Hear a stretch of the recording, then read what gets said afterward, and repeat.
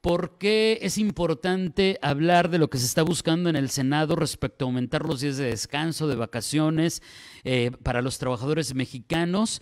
Esto nos los va a explicar una experta como lo es Fernanda García, coordinadora de mujer en la economía en el Instituto Mexicano para la Competitividad, IMCO. Ella trabaja en el área de sociedad incluyente, principalmente en temas de género y educación. Trabajó como consultora en asuntos públicos en De la Calle Madrazo Mancera, donde colaboró con diseño y evaluación de políticas públicas, en análisis legislativo y político electoral para diferentes sectores como derechos de propiedad intelectual y movilidad urbana. Es politóloga egresada del ITAM, estudió una maestría en políticas públicas en la London School of Economics and Political Science y cuenta con un diplomado en género y feminismos en la Universidad del Claustro de Sor Juana. Fernanda, muy buenos días.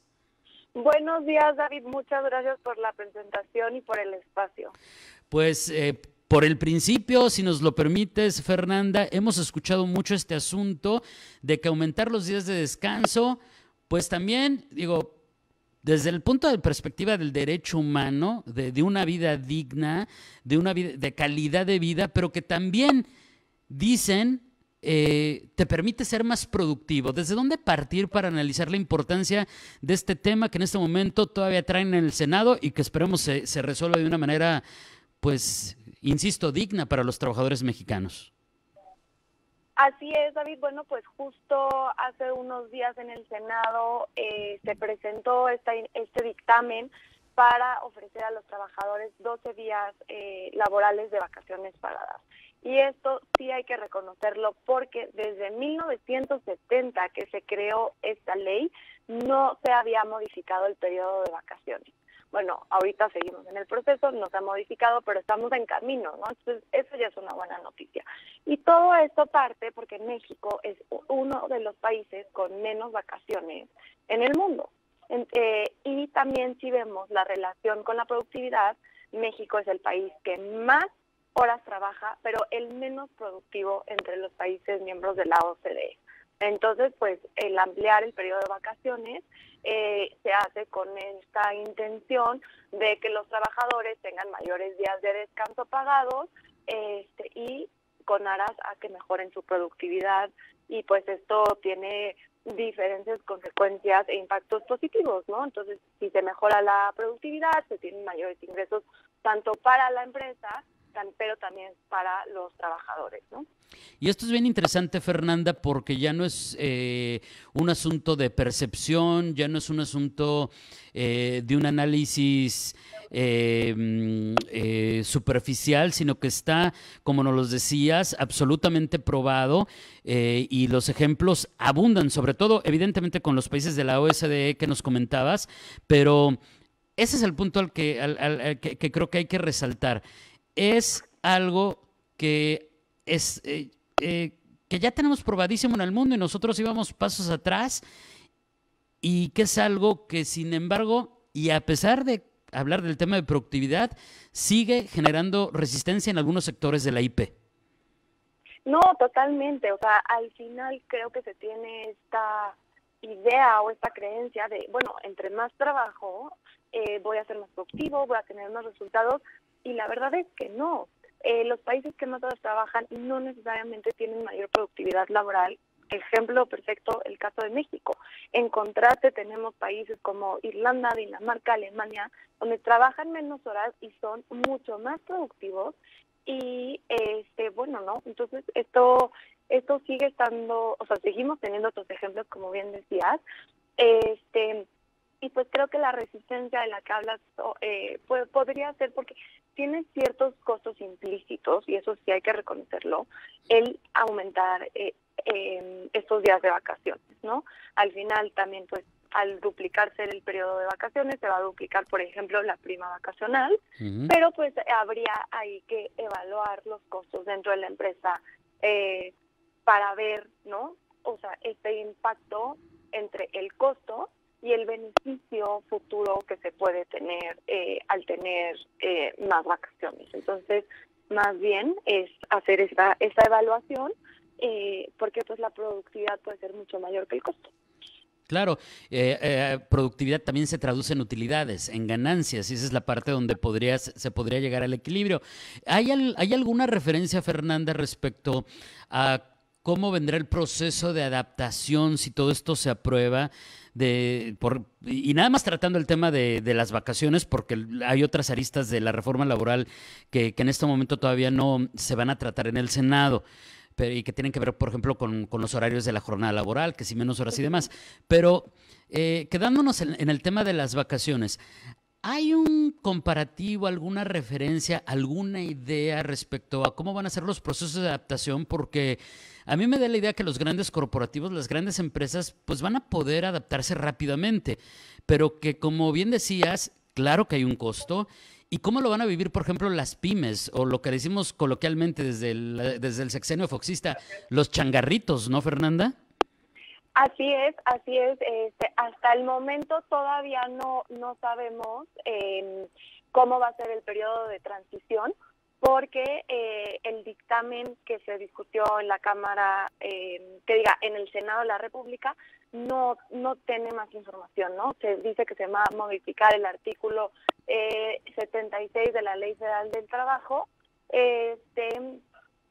y también otra cosa importante a mencionar es que no solamente se duplican los días de vacaciones de 6 a 12, sino también importa cómo se va aumentando el día de vacaciones de acuerdo con la antigüedad laboral, ¿no? Porque hoy tendrías que tener entre 20 y 24 años trabajando en una misma empresa para tener derecho a 20 días de vacaciones. Con el cambio de la reforma, hoy con 5 años en la misma empresa tienes acceso a esos 20 días de vacaciones. Entonces es una diferencia abismal en la antigüedad laboral, pero habrá que ver y seguir muy de cerca la discusión para ver justo, ¿no?, estos transitorios donde seguramente van a ir aclarando pues si va a haber un tema de implementación gradual o paulatina y cómo va a ir siendo esta adaptación, porque esto genera muchas dudas. O sea, por ejemplo, una empresa que tenga por ejemplo, un trabajador que ya lleve 10 años en una empresa, ¿cómo le va a aplicar este cambio, no? ¿Cómo va a ser esa adaptación? ¿Cómo va a ser esta transición?